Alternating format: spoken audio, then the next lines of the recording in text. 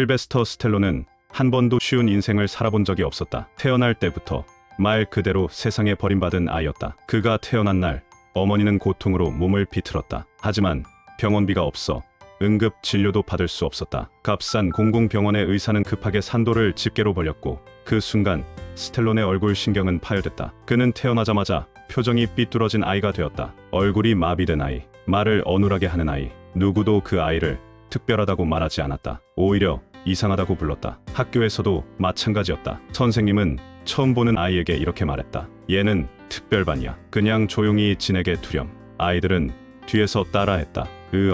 나 스텔론이야. 어눌한 말투를 흉내내며 깔깔댔다. 집에 돌아와도 마음 편한 구석은 없었다. 아버지는 자주 술에 취했고 종종 손찌검까지 하며 실베스터를 몰아붙였다. 너 같은 애는 커도 쓸모없어. 그가 연기자가 되고 싶다고 말했을 때 집안은 싸늘하게 가라앉았다. 단 한 사람, 어머니만이 그의 눈빛을 봐주었다. 내 말투는 좀 이상하지만 아들 넌 눈이 살아있어.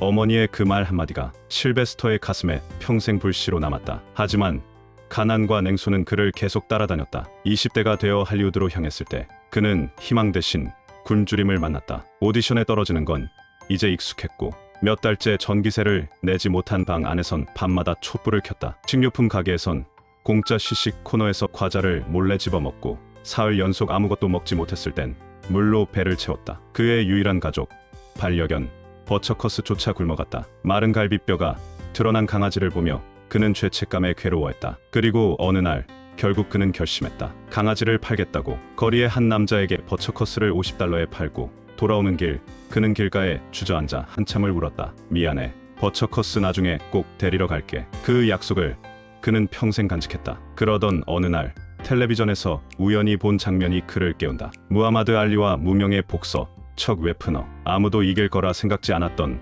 남자가 챔피언을 쓰러뜨리는 순간 그는 TV 앞에서 숨을 멈추며 말했다. 저게 나야. 나도 할 수 있어. 그날 밤 그는 타자기를 꺼냈다. 종이는 군데군데 얼룩졌고 종이 위엔 커피 자국과 눈물 자국이 섞여 있었다. 몇 날 며칠을 굶으며 각본을 썼다. 이게 아니면 진짜 끝이었기 때문이다. 그가 쓴 이야기는 바로 로키. 한 무명 복서가 세계 챔피언에게 도전하는 이야기. 사랑도 희망도 잭이라는 말도 버거웠던 남자의 이야기. 그건 바로 실베스터 자신이었다. 각본을 들고 영화사를 돌아다닐 때 그는 수없이 거절당했다. 스토리는 좋아요. 40억에 살게요. 근데 당신이 주연은 좀. 그 말이 반복될수록 그는 더 단단해졌다. 그는 말했다. 내가 아니면 이 각본은 의미가 없습니다. 결국 단 2천만 원의 각본을 팔고 출연까지 약속받았다. 모두가 미친 선택이라 했지만 실베스터는 확신했다. 내가 내 인생의 주인공이 되는 게 제일 먼저 해야 할 일이야. 그렇게 로키는 탄생했다. 예산이 없어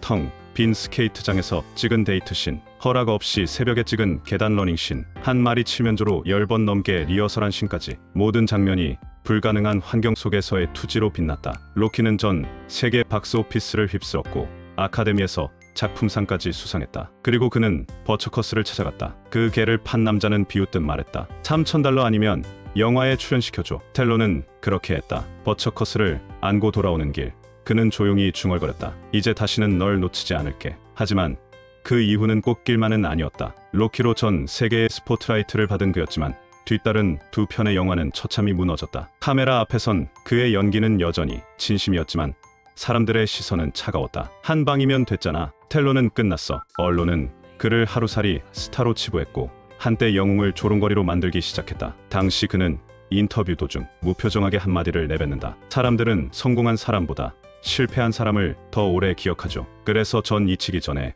다시 증명해보려 합니다. 그는 다시 방에 틀어박혔다. 불 꺼진 거실에 홀로 앉아 자신의 목소리를 되새겼다. 나는 왜 다시 이 길을 선택하는 걸까? 다시 실패하면 정말 끝일 수도 있는데. 하지만 머릿속 한 구석에서는 울리는 말이 있었다. 처음에도 안 될 줄 알았잖아. 그때도 해냈잖아. 그리고 다시 각본을 쓰기 시작했다. 로키 2. 몰락한 복서가 다시 링 위에 오르는 이야기. 그것은 단지 영화 속 이야기만이 아니라 지금의 스텔론 자신이었다. 주연, 각본, 감독까지 모두 그가 맡았다. 누구도 도와주지 않았고 누구도 응원하지 않았지만 그는 그렇게 다시 링 위에 올랐다.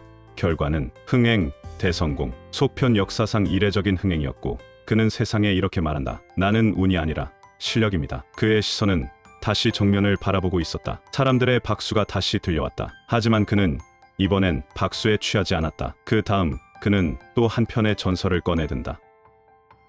람보. 사람들은 단순한 액션 영화라고 생각했지만 그는 그렇게 보지 않았다. 그는 말한다. 람보는 전쟁으로 고통받는 모든 인간의 상징이었습니다. 그는 혼자가 아니었어요. 저도 그랬고 수많은 참전용사들도 마찬가지였죠. 당초 람보는 마지막 장면에서 죽는 설정이었다 하지만 그는 결단한다. 람보는 죽어선 안 된다. 그는 버티고 있는 이 시대의 모든 사람을 대신해서 살아야만 했다. 그는 람보를 살리고 대신 그 안에 있는 상처를 더 깊이 파고들었다. 전쟁의 트라우마, 사회의 냉대, 고립감, 살아남았다는 죄책감. 람보는 총이 아닌 고통으로 싸우는 캐릭터가 되었고 그는 더 이상 근육질 배우가 아닌 이야기의 무게를 짊어진 사람으로 기억되기 시작했다. 하지만 그 무게는 영화 밖에서도 더욱 버거웠다. 그의 여동생은 돌연 나타나 오빠가 자신을 학대했다며 언론 인터뷰를 시작했다. 거짓이었다. 가족 모두가 알고 있었고 심지어 어머니마저 언론에 나와 그 아이는 약물 중독 상태였다고 해명했다. 하지만 언론은 진실보다 스캔들을 원했다. 그는 변호사들과 상의했고 결국 수십억 원을 지불하고 입막음을 택한다. 법적으론 이길 수 있었지만 그 과정에서 잃을 것들이 너무 많았다. 배우로서의 커리어, 광고 계약, 그리고 그의 이름 자체. 그는 고개를 숙이며 이렇게 말했다. 가족이 칼이 될 줄은 몰랐습니다. 하지만 싸움에도 져줘야 할 때가 있죠. 내가 지키고 싶은 건 승리가 아니라 내가 쌓아온 삶 그 자체였습니다. 그의 상처는 채 아물기도 전에 또 다른 비극이 찾아왔다. 그가 가장 사랑했던 아들 세이지. 30대의 나이에 요절했다. 처음엔 약물 과다 복용으로 알려졌지만 실제 원인은 급성 심장마비였다. 아들은 결혼을 며칠 앞두고 있었고 마지막까지 집 안에 남겨진 건 아버지와 함께 찍은 사진 한 장. 스텔로는 그 사진을 들고 말없이 주저앉았다. 사람들이 그를 인터뷰하러 왔지만 그는 말하지 않았다. 그저 눈을 감고 조용히 아들의 이름을 불렀다. 그는 이후 한동안 사람들 앞에 서지 않았다. 그저 매일 아들의 방 앞에 앉아